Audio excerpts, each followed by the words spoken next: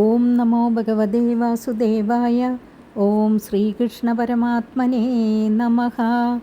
ശ്രീമദ് ഭാഗവതം തൃതീയ സ്കന്ധം 25-ാം അധ്യായം.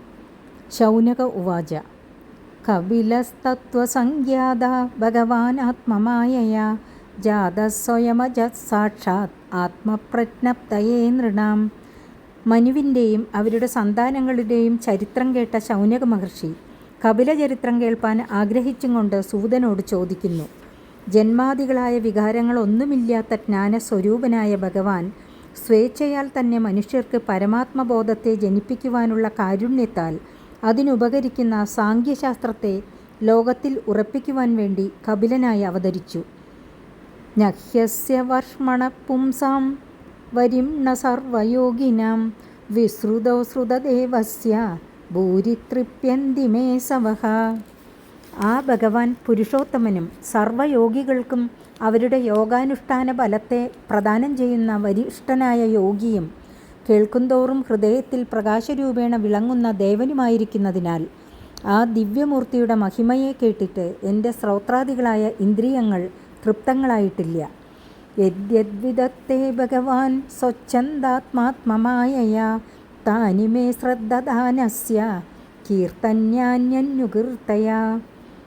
ആത്മേച്ഛയാൽ തന്നെ സ്വരൂപത്തെ ഗ്രഹിച്ച് അവതരിച്ച ആ ഭഗവാൻ കപിലമൂർത്തി ജീവാനുഗ്രഹത്തിനായുള്ള സ്വേച്ഛ നിമിത്തം ഏതേതു പ്രവർത്തികളെ ആചരിച്ചുവോ കീർത്തിക്കുന്നവർക്ക് പരമപുരുഷാർത്ഥത്തെ നൽകുവാൻ സമർത്ഥങ്ങളായ ആ ചരിതങ്ങളെ കേൾപ്പാൻ ആഗ്രഹിക്കുന്ന എന്നോടരുളി ചെയ്യണം. സൂത ഉവാച. ദ്വൈഭായന സഹസ്തേവം മൈത്രേയോ ഭഗവാംസ്തദാ പ്രാഹേദം വിദുരം പ്രീത അന്യുക്ഷീക്യാം പ്രചോദിതഃ. സൂതൻ ശൗനകരോട് പറഞ്ഞു, ഹേ ശൗനകമുനെ, ഇപ്പോൾ അങ്ങ് എന്നോട് ചോദിച്ചതുപോലെ തന്നെ ജ്ഞാനാദികളായ ഭഗവത് ഗുണങ്ങൾ തികഞ്ഞിരിക്കുന്ന പരാശര ശിഷ്യനായ മൈത്രേയ മുനിയോട് വിദുരർ കപിലഭഗവാൻ ലോകത്തിൽ ഉറപ്പിച്ച ബ്രഹ്മവിദ്യയെ അരുളി ചെയ്യണമെന്ന് പ്രാർത്ഥിച്ചപ്പോൾ സന്തോഷിച്ച മൈത്രേയർ അദ്ദേഹത്തോട് അരുളി ചെയ്തതിനെ ഞാൻ നിങ്ങളോട് പറയാം, ശ്രദ്ധിച്ചു കേൾക്കുക. മൈത്രേയ ഉവാച. പിതരി പ്രസ്ഥിതേരണ്യം മാതുപ്രിയ ചികീർഷയ തസ്മിൻ ബിന്ദു സരസേ വാത്സീത് ഭഗവാൻ കപിലഖില. മൈത്രേയർ പറഞ്ഞു, പിതാവായ കർദമമുനി കാട്ടിലേക്ക് പുറപ്പെട്ടുപോയ ശേഷം ഭഗവാൻ കപിലൻ മാതാവായ ദേവഹൂതിയുടെ ഇഷ്ടത്തെ ചെയ്യണമെന്നുള്ള കാരുണ്യത്തോടുകൂടെ ആ ബിന്ദു സരസ്തീരത്തിൽ തന്നെ വസിച്ചു. തമാസീനമകർമാണം തത്വമാർഗാർഗദർശനം സ്വസുതം ദേവഹൂത്യാഹ ധാതു സംസ്മരദീവജഹ. കർമ്മമാർഗത്തിൽ നിന്ന് നിവർത്തിച്ച് പരമതത്വഭൂതമായ ആത്മാവിനെ ഭക്തന്മാർക്ക് കാട്ടിക്കൊടുക്കുന്നതിനായി ശരീരത്തെ ധരിച്ചിരിക്കുന്ന സ്വപുത്രൻ സുഖമായിരിക്കുന്ന ഒരു സമയത്തിൽ ബ്രഹ്മാവ് പറഞ്ഞിരിക്കുന്ന വാക്കിനെ ഓർത്തുകൊണ്ട് ദേവഹൂതി സമീപത്തു ചെന്നു നിന്ന് ഇങ്ങനെ പറഞ്ഞു. ദേവഹൂതിരുവാച. നിർവിണ്ണാനിതരാം ഭൂമൻ അസദിന്ദ്രിയദർശനാത് യേന സംഭാവ്യമാനേന പ്രപന്നാന്തം തമപ്രഭോ. ദേവഹൂതി പറഞ്ഞു, ഹേ പരമേശ്വര, എങ്ങും നിറഞ്ഞിരിക്കുന്ന അങ്ങയോടൊന്നും പറയണമെന്നില്ല. എങ്കിലും എൻ്റെ സന്താപത്തെ അല്പം പറഞ്ഞുകൊള്ളുന്നു. എത്ര തന്നെ അനുഭവിച്ചാലും തൃപ്തിപ്പെടാതെ പിന്നെയും പിന്നെയും ശബ്ദാദികളായ വിഷയങ്ങളിൽ നിന്ന് സിദ്ധിക്കാവുന്ന തുച്ഛ സുഖങ്ങളെ ആഗ്രഹിക്കുന്ന ഇന്ദ്രിയങ്ങളെ നിരന്തരം തൃപ്തിപ്പെടുത്തുവാനുള്ള പരിശ്രമം നിമിത്തം ഞാൻ മഹാമോഹത്തിൽ അകപ്പെട്ടിരിക്കുന്നു. അതുനിമിത്തം മനസ്സിനും നന്ന ക്ലേശം തട്ടിയിരിക്കുന്നു. തസ്യത്വം തമസോന്തസ്യ ദുഷ്പാരസ്യാദ്യപാരകം സച്ചക്ഷുർജന്മനാമന്തേ ലബ്ധം മേ ത്വദനുഗ്രഹാത്. കരയില്ലാത്തതെന്ന് തോന്നിയിരിക്കുന്ന ആ ഗാഢാന്ധകാരത്തിൻ്റെ കരയ്ക്ക് എന്നെ ചേർത്തുന്നതിനുപകരിക്കുന്ന അങ്ങയാകുന്ന ശ്രേഷ്ഠമായ നേത്രം അങ്ങയുടെ കാരുണ്യനിമിത്തം ബഹുജന്മങ്ങളുടെ അവസാനമായി ഭവിച്ചിരിക്കുന്ന ഈ ജന്മത്തിൽ എനിക്ക് ലഭിച്ചു. യ ആദ്യോ ഭഗവാൻ പുംസാമീശ്വരോ വൈ ഭവാൻ കില ലോകസ്യ തമസാന്തസ്യ ചക്ഷുസൂര്യ ഇവോദിതഃ. സകല ലോകത്തിൻ്റെയും മൂലകാരണമായിരിക്കുന്ന ഭഗവാൻ യാതൊരുവനോ ആ ഭഗവാൻ തന്നെയായിരിക്കുന്ന അങ്ങ് അജ്ഞാനമാകുന്ന അന്ധകാരത്തിൽ അകപ്പെട്ട് പരമാർത്ഥ വസ്തുവിനെ അറിയാതെ പരിഭ്രമിക്കുന്ന ലോകത്തിൻ്റെ ആ പരിഭ്രമണത്തെ തീർത്ത് രക്ഷിക്കുവാനുള്ള കാരുണ്യ നിമിത്തം ഇരുട്ടുകൊണ്ട് കുഴങ്ങുന്നവരുടെ ദൃഷ്ടിയിൽ പ്രകാശിക്കാതെ കിടക്കുന്ന സാധനങ്ങളെ കാട്ടിക്കൊടുക്കുന്നതിനായിട്ട് സൂര്യൻ ഉദിക്കുന്നതുപോലെ പ്രകാശസ്വരൂപനായി അവതരിച്ചിരിക്കുന്നു. അധമേ ദേവ സമ്മോഹം അപാകൃഷ്ടും ത്വമർഹസി യോ വഗ്രഹോഹം മമ ഇതി ഏതസ്മിൻ യോജിതസ്ത്വയാ. ഈ ശരീരത്തിൽ ഞാനെന്നും അതിനെ സംബന്ധിച്ചിരിക്കുന്നവരിൽ എൻ്റേതെന്നും ബലമായി തോന്നുന്ന യാതൊരഭിമാനം അങ്ങയാൽ യോജിപ്പിക്കപ്പെട്ടിരിക്കുന്നുവോ?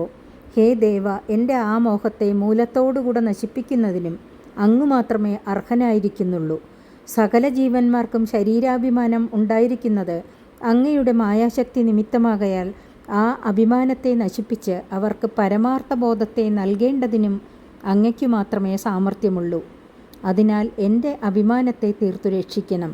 തം ത്വാഗതാഹം ശരണം ശരണ്യം സ്വഭൃത്യ സംസാര തരോ കുടാരം ജിജ്ഞാസയാഹം പ്രകൃതേ പുരുഷസ്യ നമാമി സദ്ധർമ്മവിദാം വരിഷ്ടം. ഹേ ഭഗവൻ, പ്രകൃതി പുരുഷ തത്വത്തെ അറിയുവാൻ ആഗ്രഹിക്കുന്ന ഞാൻ മോക്ഷോപായത്തെ അറിയുന്നവരിൽ വെച്ച് വരിഷ്ഠനും സ്വഭക്തന്മാരുടെ ജന്മജരാമരണാദി സ്വരൂപമായിരിക്കുന്ന സംസാരമാകുന്ന വൃക്ഷത്തെ മൂലത്തോടുകൂടെ ഛേദിക്കുന്ന പരമഗുരുസ്വരൂപനും ശരണം പ്രാപിപ്പാൻ അർഹനുമായിരിക്കുന്ന ആ അങ്ങയെ ശരണം പ്രാപിച്ചവളായിട്ട് നമസ്കരിക്കുന്നു. മൈത്രേയ ഉവാച. ഇതി സ്വമാധുർനിരവധ്യമീപ്സിതം നിശമ്യ പുംസാം അപവർഗവർദ്ധനം ദിയാഭിനന്ദ്യാത്മവതാം സദാം ഗതിർ ബഭാഷ ഈഷൽ സ്മിതശോഭിതാനനഃ. മൈത്രേയർ പറഞ്ഞു, ജീവിതക്ലേശം അനുഭവിക്കുന്നവർക്ക് തന്നിവൃത്തികരമായ മോക്ഷമാർഗത്തിൽ ആഗ്രഹത്തെ വർദ്ധിപ്പിക്കുന്നതും നിർദോഷവുമായ സ്വമാതാവിൻ്റെ ഇപ്രകാരമുള്ള ആഗ്രഹത്തെ കേട്ടപ്പോൾ ആ ചോദ്യത്തെ മനസാ അഭിനന്ദിച്ച ശേഷം തന്നെ ഭജിക്കുന്നവരുടെ ഫലഭൂതനായിരിക്കുന്ന ഭഗവാൻ അല്പമായ മന്ദഹാസത്താൽ ശോഭിച്ചിരിക്കുന്ന മുഖകമലത്താൽ മാതാവിനെക്കുറിച്ചുള്ള പ്രസാദത്തെ പ്രകാശിപ്പിച്ചുകൊണ്ട് പറഞ്ഞു. ശ്രീ ഭഗവാനുവാച. യോഗമാധ്യാത്മിക പുംസാം മതോ നിശ്രേയസായ മേ അത്യന്തോപരതിര്യത്ര ദുഃഖസ്യ ച സുഖസ്യ ച. ശ്രീ ഭഗവാൻ അരുളി ചെയ്തു, സംസാരത്തിൽ നിന്ന് മോചിക്കണമെന്ന ആഗ്രഹം ഉള്ളവർക്ക് പ്രകൃതിയിൽ നിന്ന് വേറിട്ടിരിക്കുന്ന ആത്മാവിനെ സാക്ഷാത്കരിപ്പാൻ ഉപകരിക്കുന്ന ഉപായഭൂതമായ യോഗമാണ് എനിക്ക് സമ്മതമായിരിക്കുന്ന മോക്ഷസാധനം. എന്തുകൊണ്ടെന്നാൽ ആത്മസാക്ഷാത്കാരം കൊണ്ട് ദേഹം, ഇന്ദ്രിയങ്ങൾ, അന്ധഃകരണം ഇവയിലുണ്ടായിരുന്ന ആത്മത്വബുദ്ധി ഇല്ലാതാകും. അപ്പോൾ സംസാരധർമ്മങ്ങൾ നിമിത്തമുണ്ടാകുന്ന ദുഃഖവും സുഖവും രണ്ടാമതുണ്ടാകാത്ത വിധത്തിൽ നിവർത്തിക്കും.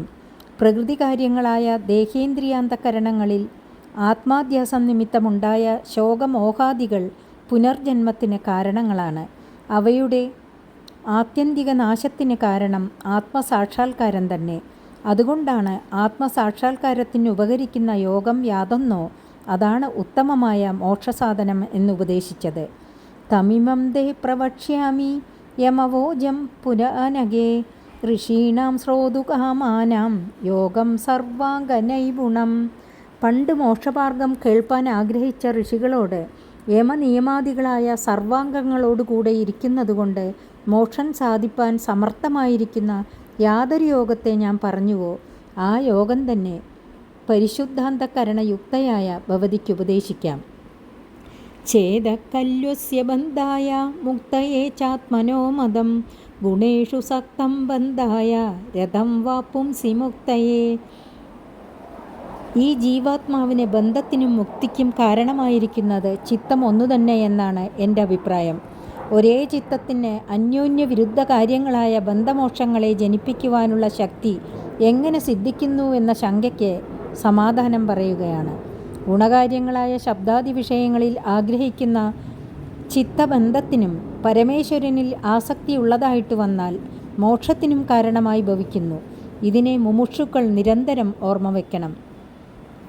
അഹം മമാഭിമാനോത്തൈ കാമലോഭാദിഭിർമലൈഹി വീതം യഥാ മനഃശുദ്ധം അദുഃഖമസുഖം സമം. ബന്ധമോക്ഷത്തിന് ചിത്തം കാരണമാണെന്ന് നിശ്ചയിച്ചതിൽ പിന്നെ ചിത്തത്തിൻ്റെ ചാഞ്ചല്യരൂപമായ ദോഷം അതിന് അശുദ്ധിയെയും അതിൻ്റെ അഭാവം ശുദ്ധിയെയും ജനിപ്പിക്കുന്നതുകൊണ്ട് ചിത്തം ശുദ്ധമാകാതെ യോഗം സാധിക്കുന്നതല്ല എന്ന് സൂചിപ്പിച്ചുകൊണ്ട് ചിത്തശുദ്ധിക്കുള്ള മാർഗത്തെ ഉപദേശിക്കുന്നു. ശരീരേന്ദ്രിയാദികളിൽ ഞാനെന്നും ഭാര്യാപുത്രാദികളിൽ എൻ്റേതെന്നുമുള്ള അഭിമാനം നിമിത്തം കാമം, ലോഭം മുതലായ വൃത്തികൾ ചിത്തത്തിൽ ഉദിക്കുന്നു. അപ്പോൾ ശബ്ദാദി വിഷയങ്ങളെ സ്വാധീനപ്പെടുത്തുവാനും സ്വാധീനപ്പെട്ടാൽ തന്നെ അതിൽ തൃപ്തിപ്പെടാതെ പുനരഭി വർദ്ധിപ്പിക്കുവാനും നിരന്തരം പരിശ്രമിക്കുന്നു. ഈ വിധം ചലിക്കുന്ന സ്വഭാവത്തെയാണ് ചിത്തത്തിൻ്റെ മലം, ദോഷം എന്നു പറയുന്നത്. ഈ ദോഷങ്ങളോടുള്ള ചേർച്ച ചിത്തത്തിനില്ലെന്നു വന്നാൽ അത് ശുദ്ധമായി.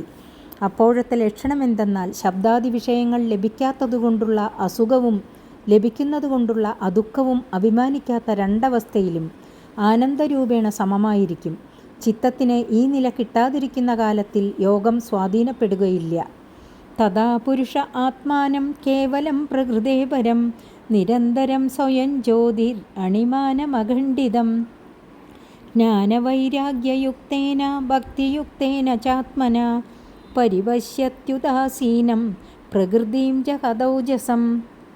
കാമലോപാദി ദോഷവൃത്തികളിൽ നിന്ന് വിട്ടിരിക്കുന്ന ശുദ്ധമായ മനസ്സിൽ ശാസ്ത്രം പഠിച്ചതുകൊണ്ട് സിദ്ധിക്കുന്ന ജ്ഞാനവും വിഷയങ്ങളിൽ താൽപ്പര്യമില്ലാതെ ഭവിക്കുന്നതായ വൈരാഗ്യവും ഭഗവാനിൽ പരമഭക്തിയും ദൃഢമായി ഉറയ്ക്കും. അപ്രകാരമുള്ള മനസ്സുകൊണ്ട് ജീവാത്മാവിന് പരമാത്മാവിനെ സാക്ഷാത്കരിപ്പാൻ സാധിക്കും. പ്രകൃതിക്ക് ഇനിമേൽ സ്വയം സംസാരകാര്യങ്ങളായ സുഖദുഃഖാദികളെ അനുഭവിപ്പിക്കുവാനുള്ള ശക്തിയില്ലാതെ വന്നതും ശരിയായിട്ടു കാണും. അപ്പോൾ പരമാത്മാവ് നാശരഹിതനും ശസ്ത്രാദികളാൽ ഖണ്ഡിക്കപ്പെടുവാൻ കഴിയാത്ത വിധത്തിൽ പരമസൂക്ഷ്മ സ്വരൂപനും അന്യമായ പ്രകാശത്തെ ആശ്രയിക്കാതെ സ്വയമേവ പ്രകാശിച്ചും ജഡപദാർത്ഥങ്ങളെ പ്രകാശിപ്പിച്ചും ഒന്നോടും ചേർച്ചയില്ലാതെ ശുദ്ധമായും കാര്യകാരണരൂപേണ വർദ്ധിക്കുന്ന പ്രകൃതിയിൽ നിന്ന് വിലക്ഷണനും ഉദാസീനനുമാണെന്ന് അനുഭവപ്പെടും. നയുജ്യമാനയാ ഭക്ത്യാ ഭഗവത്യഖിലാത്മനി സദൃശോസ്തി ശിവപന്ഥ യോഗിനാം ബ്രഹ്മസിദ്ധയേ. പരമാത്മ സാക്ഷാത്കാരത്തിന് പ്രധാന കാരണങ്ങളായിട്ട് ജ്ഞാനം, വൈരാഗ്യം, ഭക്തി എന്ന 3 സാധനങ്ങളെ മുമ്പ് പറഞ്ഞു. ആ 3-ൽ വെച്ച് ഭക്തിക്കാണ് പ്രാധാന്യം എന്ന് കാണിക്കുന്നു.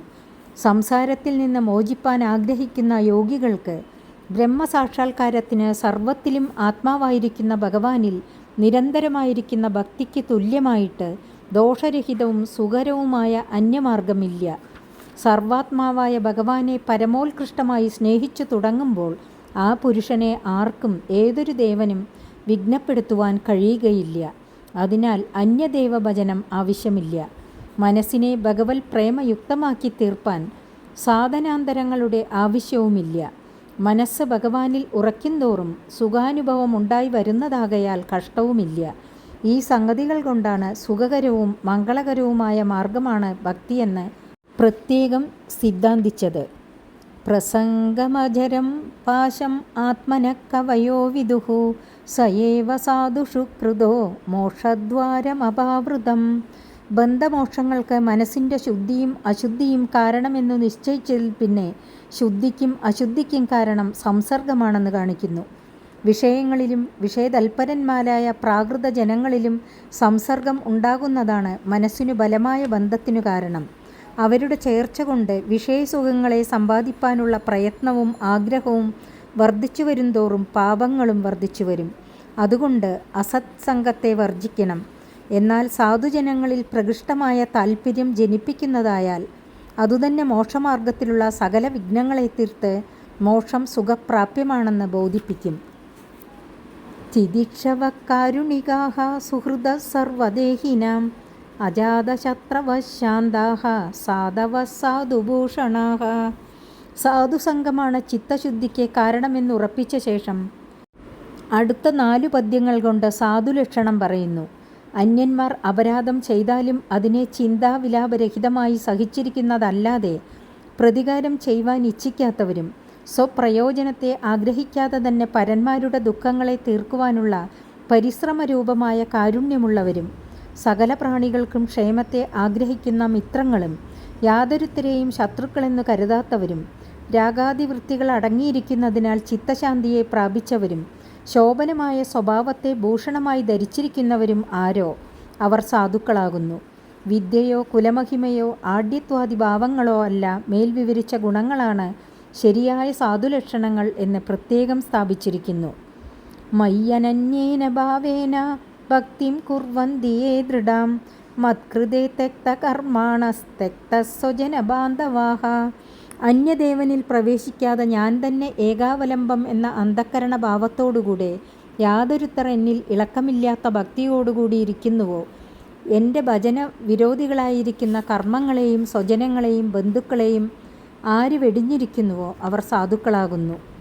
മദാശ്രയാ കഥാമൃഷ്ടാഃ ശൃണ്വന്തി കഥയന്തി ച തപന്തി വിവിധാസ്താപ നൈതാൻ മദ്ഗതചേതസഃ. എന്നെ ആശ്രയിച്ചിരിക്കുന്ന പരിശുദ്ധ കഥകളെ കേൾക്കുകയും ഉച്ചരിക്കുകയും ചെയ്യുന്നതല്ലാതെ അന്യവിഷയങ്ങളെക്കുറിച്ചുള്ള പ്രസ്താവങ്ങളും വിചാരങ്ങളും കൂടാതെ ആയുഷ്കാലത്തെ സബലമായി കഴിക്കുന്നവർ ഏതൊരുത്തരോ അവർ സാധുക്കളാകുന്നു. എന്നിൽ തന്നെ മനസ്സുവെച്ചിരിക്കുന്ന ഇവരെ യാതൊരുവിധ താപങ്ങളും ബാധിക്കാത്ത വിധത്തിൽ ഞാൻ സർവദാ സംരക്ഷിക്കുന്നു.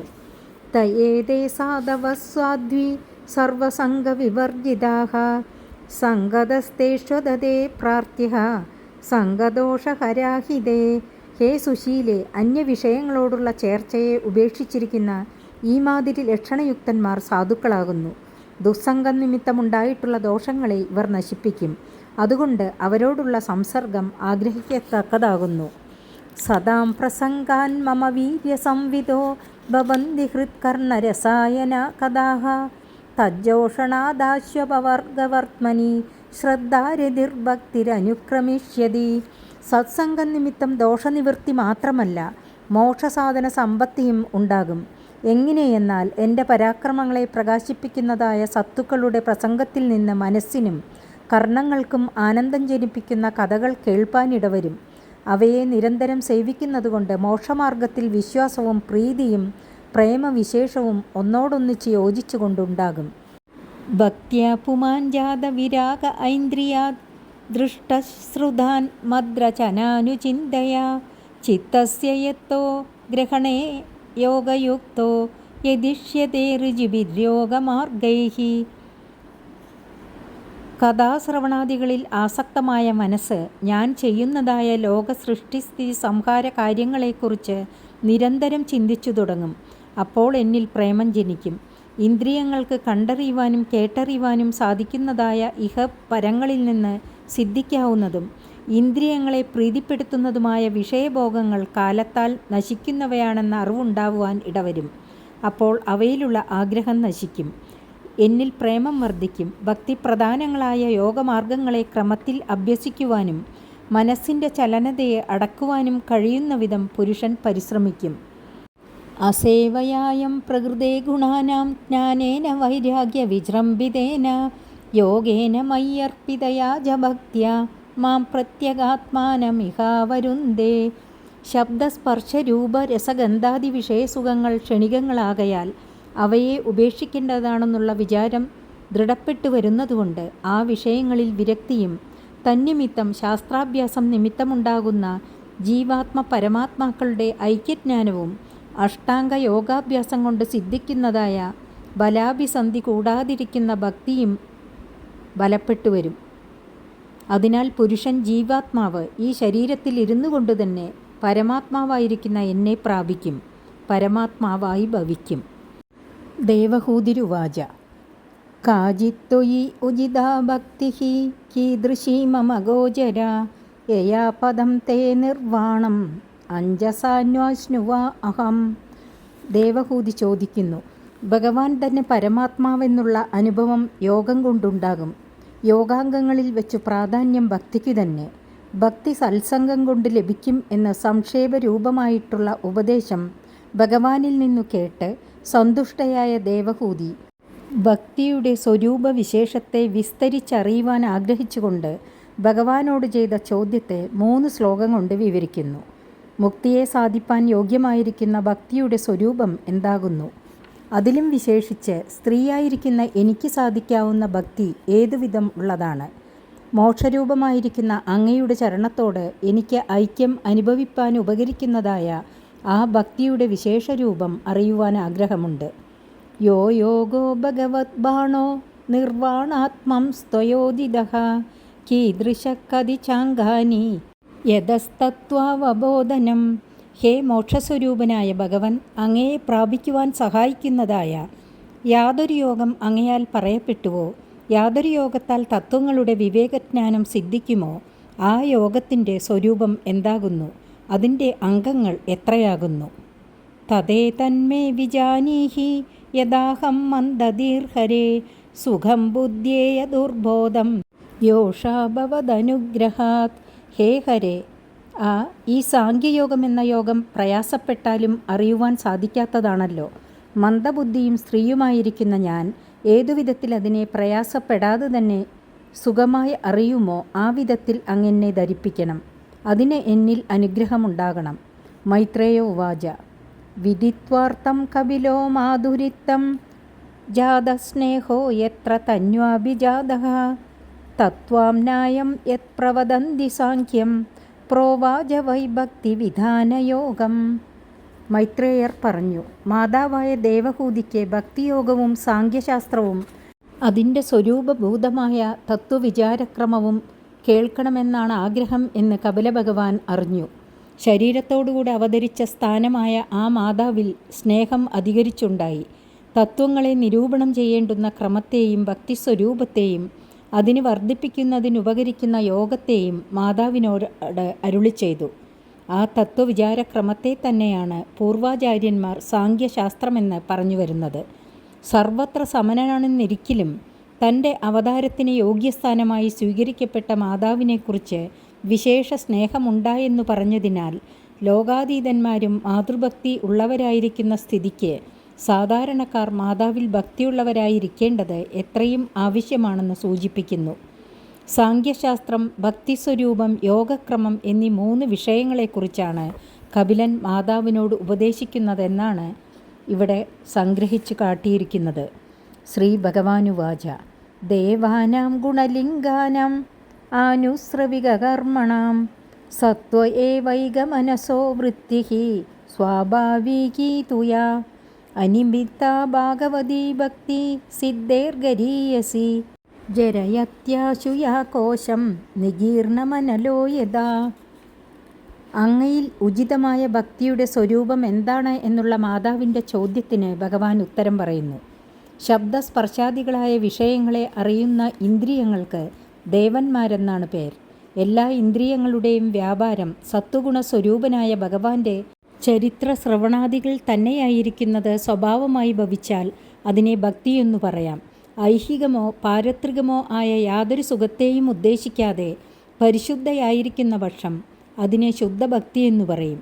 അപ്രകാരമുള്ള ഭക്തി ഉണ്ടാകണമെങ്കിൽ വേദത്താൽ നിഷേധിക്കപ്പെട്ട കർമ്മങ്ങളൊന്നും ചെയ്യാതെയും വിധിച്ച കർമ്മങ്ങളെ തന്നെ ബലാഭിസന്ധി കൂടാതെ ഭഗവത് പ്രസാദത്തിനായി കൊണ്ടുമാത്രം ചെയ്യുന്നതുമായ സ്വഭാവം ഉണ്ടായിരിക്കണം. ഏകനായ ഭഗവാനിൽ തന്നെ ഉറച്ചിരിക്കുന്ന മനസ്സോടുകൂടിയ ആ പുമാൻ്റെ കാരണാജ്ഞാനമാകുന്ന കോശത്തെ സ്വഗതമായ വസ്തുവിനെ അഗ്നി എന്ന പോലെ നിഷ്കാമ ഭക്തിയാകുന്ന അഗ്നി കാലതാമസം കൂടാതെ ദഹിപ്പിക്കും. ആത്മാവിനെ ആവരണം ചെയ്തിരിക്കുന്ന അവിദ്യാംശം ഭക്തിയാൽ ദഗ്ധമാകുമ്പോൾ സ്വരൂപബോധം അനുഭവരൂപേണ ആനന്ദമായി പ്രകാശിക്കും. ഇതാണ് മുക്തി. ഇതിനു കാരണമായ ശുദ്ധഭക്തിയെ മുക്തിയേക്കാൾ ഗുരുതര എന്ന് ധരിക്കണം. നൈകാത്മതാം മേ സ്പൃഹയന്തി കേചിന്മത്പാദസേവാഭിരതാമദീഹാഃ യോന്യോന്യതോ ഭാഗവതാ പ്രസജ്യ സഭാജയന്തേ മമ പൗരുഷാണി. ഭക്തി മുക്തിയേക്കാൾ ഗുരുതരയാണെന്ന് പറഞ്ഞതിനെ അനുഭവപ്പെടുത്തുന്നു. ദുർലഭം ചില മഹാഭക്തന്മാർ എന്നോടുകൂടെ ഐക്യം പ്രാപിച്ച് ആനന്ദസ്വരൂപമായിരിക്കുന്നതായ സായുജ്യമുക്തിയെ കൂടെ ആഗ്രഹിക്കുന്നില്ല. എന്തുകൊണ്ടെന്നാൽ ഈ ശരീരത്തോടു കൂടി തന്നെ അവർ അന്യോന്യം സംഘം ചേർന്ന് എൻ്റെ പരാക്രമങ്ങളെ കീർത്തിക്കുന്നതും സ്ഥാവര ജംഗമ സ്വരൂപങ്ങളായ എൻ്റെ മൂർത്തികളെ സേവിക്കുന്നതും എൻ്റെ പ്രസാദത്തിനു വേണ്ടി ശരീരേന്ദ്രിയ മനോവ്യാപാരങ്ങളെ ഉപയോഗപ്പെടുത്തുന്നതും അവർക്ക് പരമാനന്ദമായിരിക്കുന്നതിനാൽ സായുജ്യമുക്തിയെ കൂടെ അവർ ആഗ്രഹിക്കുന്നില്ല. പിന്നെ സാലോക്യാദി ഭാവത്തെ ആഗ്രഹിക്കുന്നില്ലെന്ന് പറയണമോ? പശ്യന്തി മേ രുചിരാണ്യംബസന്തഃ പ്രസന്നവക്ത്രാരുണലോചനാനി രൂപാണി ദിവ്യാനി വരപ്രദാനി സാകം വാചം സ്പൃഹണീയാം വദന്തി. ഹേ അംബ, ആ സജ്ജനങ്ങൾ അവരിൽ എനിക്കുള്ള സന്തോഷത്തെ സൂചിപ്പിക്കുന്ന വിധത്തിൽ പ്രസന്നങ്ങളും അരുണനിറമുള്ള നേത്രങ്ങളോട് കൂടിയവയും അവരുടെ സർവ്വ മനോരഥങ്ങളെയും സാധിപ്പിക്കുന്നവയുമായ എൻ്റെ അപാകൃത രൂപങ്ങളെ കാണുകയും എന്നോടുകൂടെ ആഗ്രഹിക്കത്തക്ക മനോഹര വചനങ്ങളെ സംസാരിക്കുകയും ചെയ്യുന്നു. തൈർദർശനീയാ വയവൈരുദാര വിലാസഹാസേക്ഷിതവാമസൂക്തൈഃ ഹൃദാത്മനോ ഹൃദപ്രാണാംശ്ച ഭക്തിരന്യച്ഛതോ മേ ഗതിമണ്യും പ്രയുക്തേ. എൻ്റെ ഈ ശരീരാവയവങ്ങളും സർവാഭീഷ്ടങ്ങളെയും സാധിപ്പിക്കുന്ന ലീലയും മന്ദഹാസവും കടക്കണ്ണുകൊണ്ടുള്ള നോട്ടവും മധുരമായ സംഭാഷണവും ഭക്തന്മാരുടെ മനസ്സിനെയും ഇന്ദ്രിയങ്ങളെയും ആനന്ദിപ്പിക്കുന്നതുകൊണ്ട് അന്യമായിട്ടുള്ളതിനെ ആഗ്രഹിക്കാതിരിക്കുന്നുവെങ്കിലും അവർക്കെന്നിലുള്ള പരമപ്രേമലക്ഷണയായ ഭക്തി ശരീരാഭാവത്തിൽ മുക്തിയെ പ്രാപിപ്പിക്കുന്നു. അധോ വിഭൂതി മമ മായാവിനസ്താം ഐശ്വര്യമഷ്ടാംഗമനുപ്രവൃത്തം ശ്രിയം ഭാഗവതീം വാ സ്പൃഹയന്തി ഭദ്രാം പരസ്യമേതേ ശ്നുവദേതു ലോകേ. ഭക്തിയാൽ അവിദ്യാനാശം സംഭവിച്ച ശേഷം സത്യലോക പര്യന്തമുള്ള പരലോക ഭോഗങ്ങളെയോ ഭക്തിമാഹാത്മ്യ നിമിത്തം പ്രാർത്ഥിക്കാതെ തന്നെ സമീപത്ത് വന്നിരിക്കുന്ന അഷ്ടൈശ്വര്യത്തെയോ വൈകുണ്ഠത്തിലുള്ള ആനന്ദത്തെയോ അവർ ആഗ്രഹിക്കുന്നില്ല. എങ്കിലും പരമപുരുഷനായ എൻ്റെ ലോകത്തിൽ വന്നിരിക്കുന്ന ആ ഭക്തന്മാർ ദുഃഖസമ്മിശ്രമില്ലാത്തതായ പരമാനന്ദത്തെ അനുഭവിക്കുന്നു. നഖർഹ്യ ചിന്മത്പരാശാന്തരൂപേ ഞങ്ഷ്യന്തിനോ മേ നിമിഷോ ലേഡിഹേദിഹി യേഷാമഹം പ്രിയ ആത്മാ സുതശ്ച സഖാ ഗുരു സുഹൃദോ ദൈവമിഷ്ടം. വൈകുണ്ഠം സ്വർഗാദിലോകങ്ങൾ പോലെ അല്ലാത്തതുകൊണ്ട് അവിടെ പ്രവേശിക്കുന്നവർക്ക് പുനരാവൃത്തിയില്ലെന്ന് ഉപദേശിക്കുന്നു. ശുദ്ധസത്വ പ്രധാനമായിരിക്കുന്നതിനാൽ ശാന്തമായിരിക്കുന്ന വൈകുണ്ഠത്തിൽ എന്നെ ആശ്രയിച്ചിരിക്കുന്ന ഭക്തന്മാർക്ക് ഒരു കാലത്തും ആ സ്ഥാനത്തിൽ നിന്ന് ഭ്രംശമില്ല. അവർക്ക് നിരതിശയപ്രീതി വിഷയമായിരിക്കുന്നവൻ ഞാനായിരിക്കുന്നു. ലൗകികന്മാർ പുത്രാദികളെ എന്ന പോലെ അവർ എന്നെ സ്നേഹിക്കുന്നതിനാൽ അവരുടെ ആത്മാവും പുത്രനും ഞാനാകുന്നു. സഖിയെപ്പോലെ അവർ എന്നെ തന്നെ വിശ്വസിക്കുന്നു. ഗുരുവെന്ന പോലെ അവർ എൻ്റെ വാക്കിനെ ആദരിക്കുന്നു. സുഹൃത്തുക്കൾ എന്ന പോലെ അവർക്കുള്ള ഹിതകാരിയും ഞാൻ തന്നെയാകുന്നു. ഇഷ്ടദൈവമായിട്ടും അവർ എന്നെ മാത്രമേ പൂജിക്കുന്നുള്ളൂ. സർവദാ എന്നെ ആശ്രയിച്ചിരിക്കുന്ന അവരെ നിരന്തരം കണ്ണടയ്ക്കാതെ സകലരെയും ബാധിക്കുന്ന എൻ്റെ കാലചക്രം ബാധിക്കുന്നില്ല. അതിനാൽ അവർക്ക് നാശമില്ല, ആനന്ദച്യുതിയുമില്ല. വൈകുണ്ഠത്തിൽ കാലബാധയില്ല. ഇമം ലോകം തദൈവാമുമാത്മാനമുഭയായിനം ആത്മാനമനുയേ ചേഹ ഏരായ പശവോ ഗൃഹാഃ വിസൃജ്യ സർവാനന്യാംശ്ച മാമേവം വിശ്വതോ മുഖം ഭജന്ത്യനന്യയാ ഭക്ത്യാ താൻ മൃദോരതിപാരയേ. ഇഹത്തിലും പരത്തിലുമുള്ള സുഖഭോഗങ്ങളെയും ആ രണ്ട് ലോകങ്ങളിൽ സഞ്ചരിക്കുന്ന സ്ഥൂല സൂക്ഷ്മ ദേഹങ്ങളിലുള്ള മമതയെയും ആത്മസംബന്ധികളായ ധനധാന്യ പശു ഭൃത്യഗൃഹാദികളായ മറ്റു സകലങ്ങളെയും അഭിമാനിക്കാതെ എല്ലാമായി പ്രകാശിക്കുന്ന എന്നെ മാത്രം ഏകാന്ത ഭക്തിയോടുകൂടെ ഭജിക്കുന്നവരെ ഞാൻ ജനനമരണ പ്രവാഹരൂപമായ സംസാരത്തിൽ നിന്ന് സന്തരിപ്പിക്കുന്നു. നാന്യത്രമൽ ഭഗവത പ്രധാന പുരുഷേശ്വരാത് ആത്മനഃ സർവഭൂതാനാം ഭയം തീവ്രം നിവർത്തതേ. പ്രകൃതി പുരുഷന്മാരുടെ നിയന്താവും സർവഭൂതങ്ങളുടെ അന്തര്യാമിയും ഭഗവാനുമായിരിക്കുന്ന എന്നെ ആശ്രയിക്കുന്നവർക്ക് മാത്രമേ അസഹ്യമായ ജനനമരണ ദുഃഖത്തിൽ നിന്ന് നിവർത്തിപ്പാൻ സാധിക്കുകയുള്ളൂ. അന്യദേവന്മാരെ ആശ്രയിക്കുന്നതുകൊണ്ട് നിവൃത്തി സിദ്ധിക്കുകയില്ല. എന്തുകൊണ്ടെന്നാൽ അവരും കാലഭീതിയുള്ളവരാകുന്നു. മദ്ഭയാദ്വാദിവാദോയം സൂര്യസ്തപ്പതി മദ്ഭയാത് വർഷതീന്ദ്രോദഹത്യഗ്നിർ മൃത്യുശ്ചരതി മദ്ഭയാത്. അവരവർക്ക് നിയമിച്ചിരിക്കുന്ന വ്യാപാരത്തെ നടത്താതിരുന്നാൽ എന്നിൽ നിന്ന് ദണ്ഡം സിദ്ധിക്കുമെന്നുള്ള ഭയത്താൽ വായു വീശുന്നു, സൂര്യൻ ഉദിക്കുന്നു, ഇന്ദ്രൻ വർഷിക്കുന്നു, അഗ്നി ദഹിപ്പിക്കുന്നു, അന്തകൻ സ്വപ്രവൃത്തിയെ നടത്തുന്നു. ജ്ഞാനവൈരാഗ്യയുക്തേന ഭക്തിയോഗേന യോഗിനഃ ക്ഷേമായ പാദമൂലം മേ പ്രവിശ്യന്ത്യ കുതോഭയം. എൻ്റെ മാഹാത്മ്യത്തെ അറിയുന്നതുകൊണ്ടും വിഷയങ്ങളിൽ വൈരാഗ്യം സിദ്ധിച്ചതുകൊണ്ടും ഇളക്കമില്ലാതെ ഭവിച്ചിരിക്കുന്ന ഭക്തിയോഗത്തെ ആശ്രയിച്ചിട്ട് യോഗികൾ ദുഃഖനിവൃത്തിക്കും ആനന്ദപ്രാപ്തിക്കും വേണ്ടിയിട്ട് ഭയരഹിതമായിരിക്കുന്ന എൻ്റെ പാദമൂലത്തെ പ്രവേശിക്കുന്നു. ഏതാവാനേവ ലോകേസ്മിൻ പുംസാം നിശ്രേയസോദയഃ തീവ്രേണ ഭക്തിയോഗേന മനോമയ്യർപ്പിതം സ്ഥിരം. ഉത്കൃഷ്ടമായ ഭക്തിയോഗത്തെ ആശ്രയിച്ചിട്ട് എന്നിൽ സമർപ്പിക്കപ്പെട്ടിരിക്കുന്ന മനസ്സ് ഇളക്കമില്ലാതെ ഇരിക്കുന്നതായി വന്നാൽ അതുതന്നെ ഈ മനുഷ്യലോകത്തിലുള്ളവർക്ക് സർവ പുരുഷാർത്ഥ പ്രാപ്തിക്കുള്ള ദോഷരഹിതമായ മാർഗം. 25-ാമത്തെ അധ്യായം സമാപിച്ചു. 26-ാം അധ്യായം അടുത്ത ദിവസം. ഹരി ഓം.